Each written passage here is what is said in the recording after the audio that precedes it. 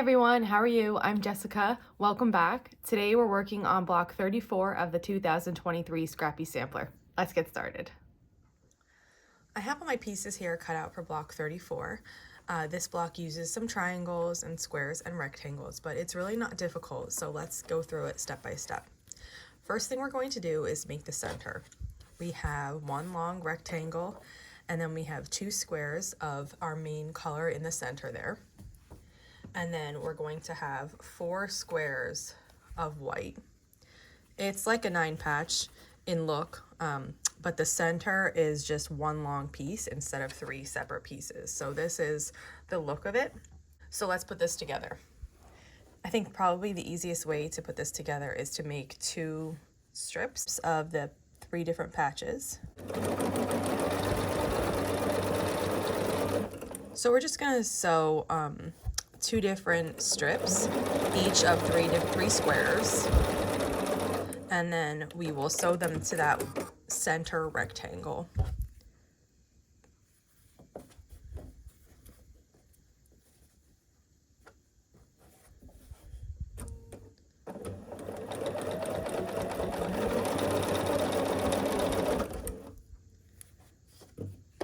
Okay. Here we go.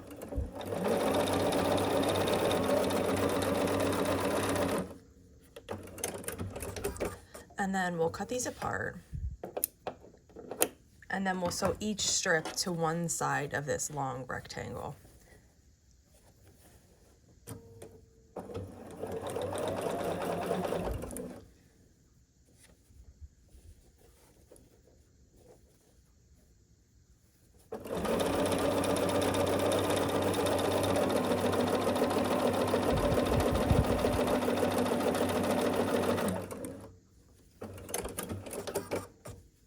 That's one, and then we'll add the second one.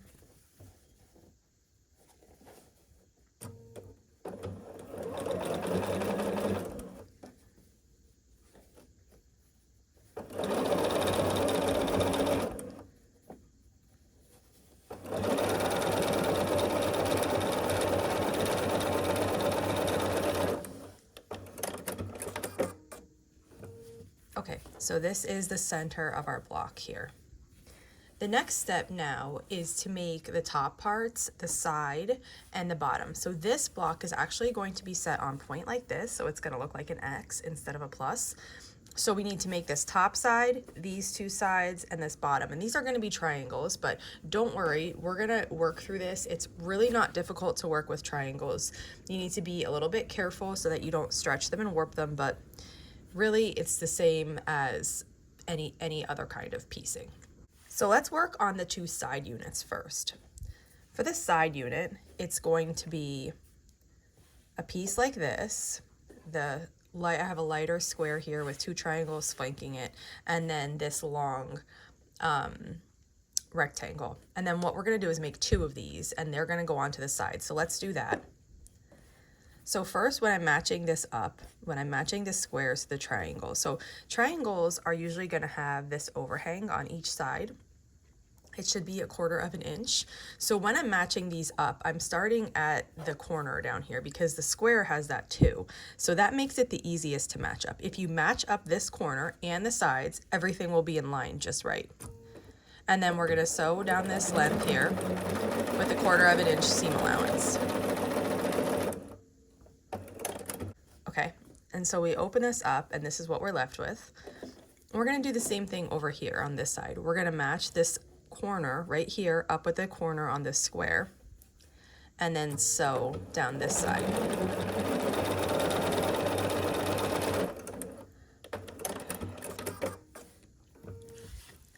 And then we have to trim these 2 overhangs here. So let's trim them with our scissors.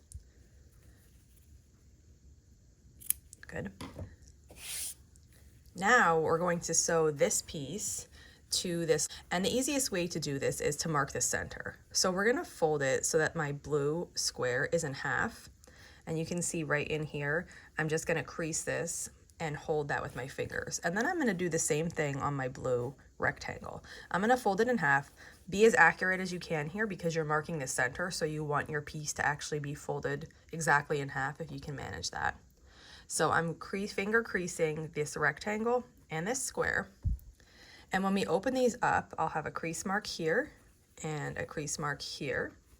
And then what you do is you line up the crease marks. That marks the center. That's how you know your piece is going to be laid out properly. And you're still gonna have your triangle overhanging up here about 1/4 of an inch. That's exactly perfect. You want that like that. So we're just going to sew here. Okay, and then we're gonna do the same thing. Keep sewing along this side. I'm just making sure my creases are still matched up, and they are. I folded the seam allowance there how I wanted it to go, and now I'm making sure this rest is laid out nice.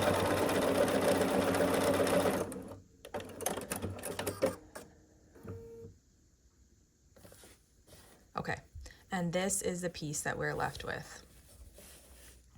Now this piece is going to get sewn. We're gonna make 2 of these exactly like this, and then we're gonna sew one onto each side. But before we work on assembling these pieces together, let's make the top and the bottom unit that we need.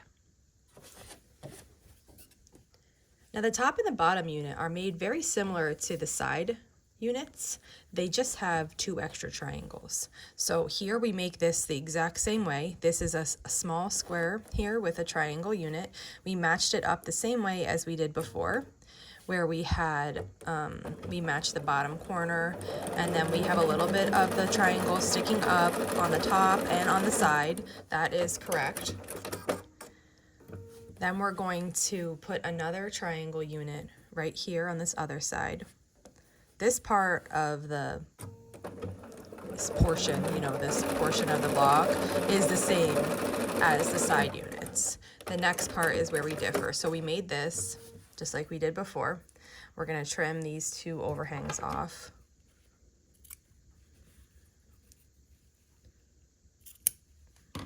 Okay. And then the next part, instead of just sewing this together right away like this, we're going to add a triangle on each side, just as we did here. So we're doing it the same way. We're matching up the bottom corner and then the sides, and we'll sew this.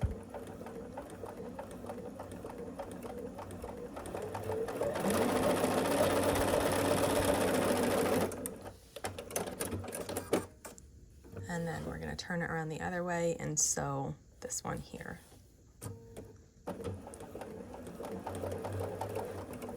Okay.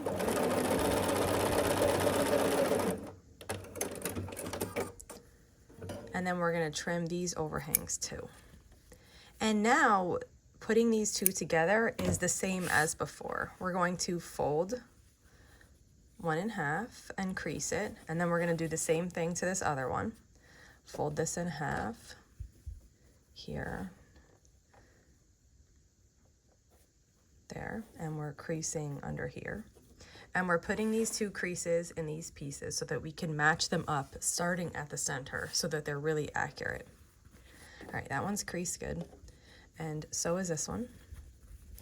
So I'm gonna lay the 2 creases right on top of each other so I know that they're accurate. And then I'm just gonna stretch the rest across very nicely. And I don't mean stretch like really pull it, I just mean like fit it to the remainder of the rectangle. And once that side is finished, we'll do that with this side too. And I'll match these up here.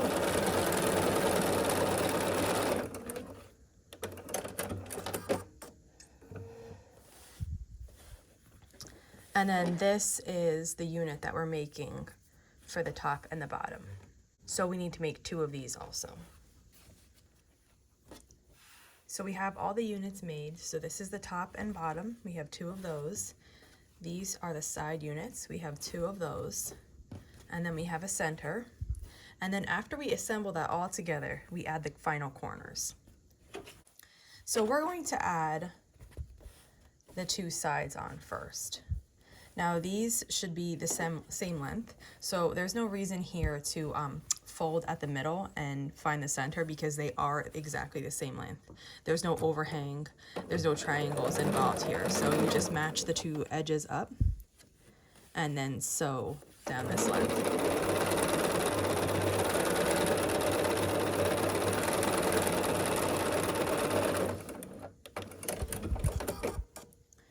And then you're going to repeat that on this other side too.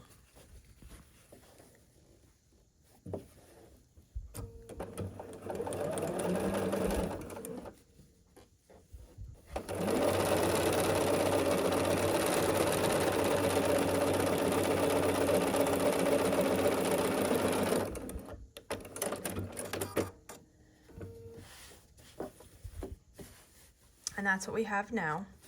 And we're going to turn it, and then we're going to add this unit here. Now you could fold the center to find the center if you want. Oh, you know what? I got to trim these little overhangs. I forgot about these. These little overhangs from the side units I didn't trim yet. So let me trim them quick. And then you can, what I was going to say is you can fold to find the center here if you want. I don't, because let me show you why. If I nest this seam together, I know that my placement is correct because there's one of those on each side. So if I nest it on each side, I know that I'm placing these correctly. So here you'll see we have that triangle hanging over, that's normal and correct. And now these two seams are nested and I could feel them. Then I come to this bottom down here, and I'm going to do the same thing. I'm going to nest this seam with it, and then I know that this piece is laying exactly as it should be. However, if you felt more comfortable folding and finding the center, you could do that also here.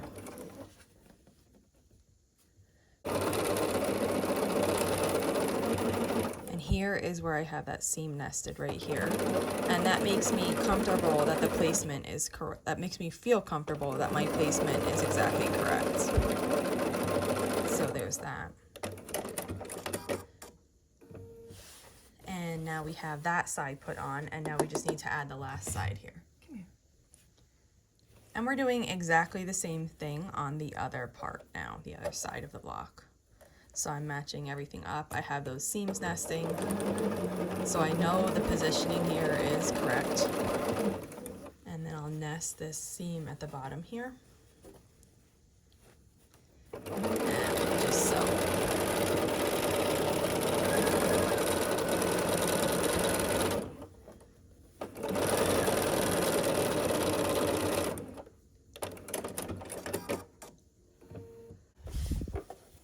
And this is what we are left with so far.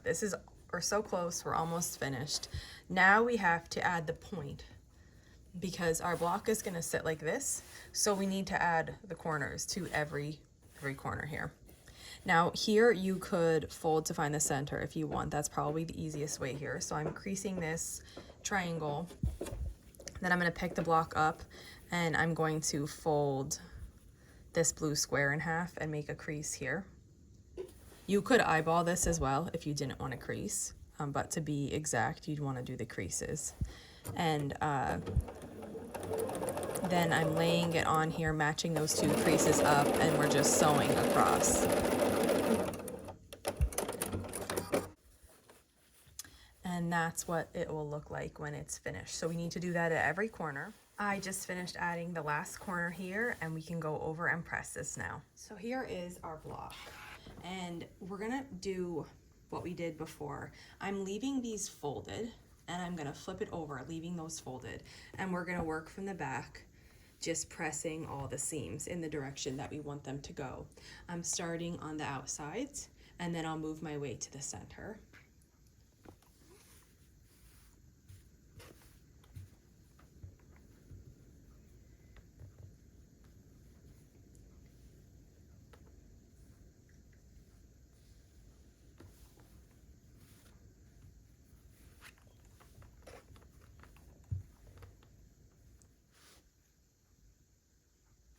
And then what I'm gonna do here is a couple things. So first I'm gonna fold this. This would be like equivalent to one of our long seams in the other blocks that we usually press. And I'm gonna set my iron on this seam to just set it in place. And then I'm going to gently open this up with my fingers and my iron and press this from the front. I still have the corners folded. We didn't tackle those yet. And I'm going to flip it around and repeat that process on this side.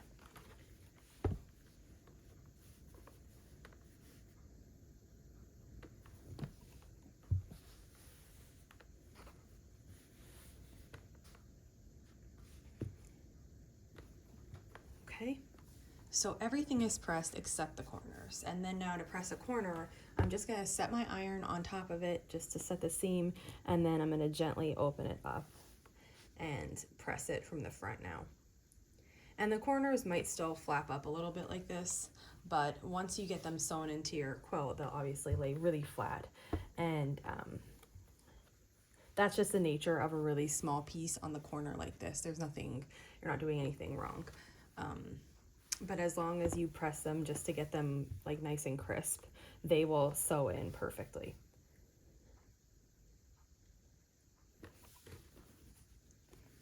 This is the last corner.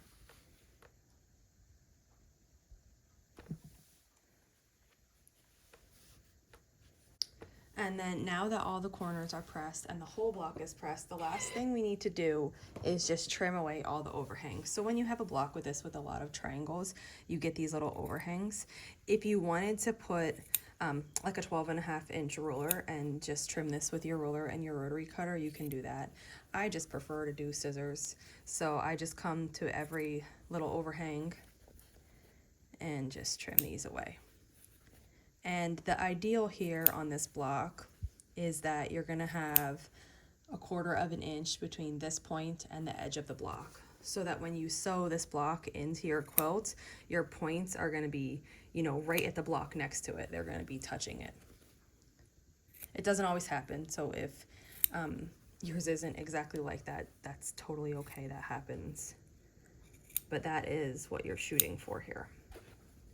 And then after you have all these little edges trimmed, your block is all finished. And here's block 34. I just love this one. I know I probably say that every week, but wow, I love this one. There are so many different possibilities for the color combinations, and I think it's fun to assemble and it turns out really beautiful.